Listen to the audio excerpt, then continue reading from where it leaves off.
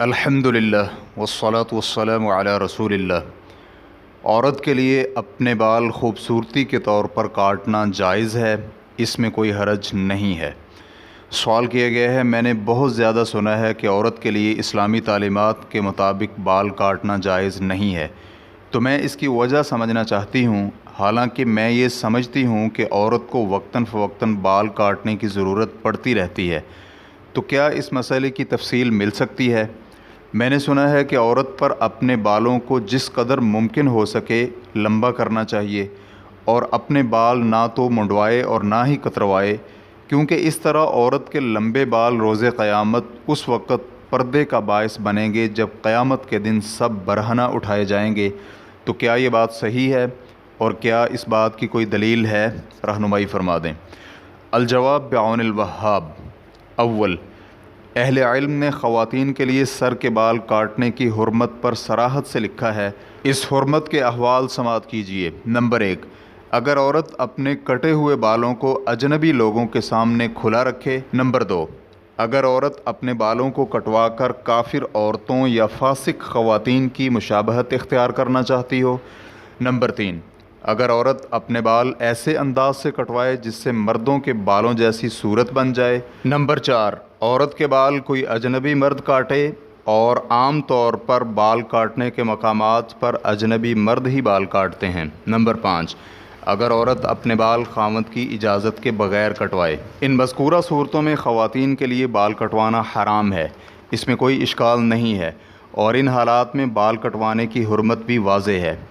دوم، اگر خاتون کا بال کٹوانے کا مقصد خاوند کو خوش کرنا ہے یا انتہائی لمبے بالوں کی دیکھ بھال میں آنے والی مشقت میں کمی کرنا مقصود ہے، یا اس کے علاوہ کوئی معقول اور جائز وجہ ہو، تو پھر بال کٹوانے میں علماء کرام کے صحیح موقف کے مطابق کوئی حرج نہیں ہے، کیونکہ عادات کے مطابق بنیادی قاعدہ یہی ہے کہ جب تک عادات کے متعلق حرمت کی نص نہیں آتی اس وقت تک ان کا حکم مباح ہوتا ہے، اور شریعت میں ایسی کوئی ممانعت نہیں ہے جس میں عورت کو بال کاٹنے سے منع کیا گیا ہو، بلکہ شریعت میں ایسے دلائل موجود ہیں جو بال کاٹنے کے جواز پر دلالت کرتے ہیں۔ جیسے کہ ابو سلمہ بن عبد الرحمن رحمہ اللہ کی روایت ہے، وہ کہتے ہیں کہ نبی علیہ الصلاۃ کی بیویاں اپنے سر کے بالوں کو اتنا کاٹ دیتی تھیں کہ وہ وفرہ بن جاتے تھے۔ مسلم حدیث نمبر 320۔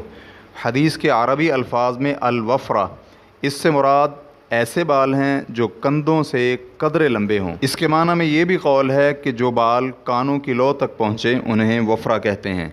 امام نووی رحمہ اللہ اس حدیث کے بعد لکھتے ہیں، اس حدیث میں دلیل ہے کہ عورت اپنے بالوں کو کاٹ سکتی ہے۔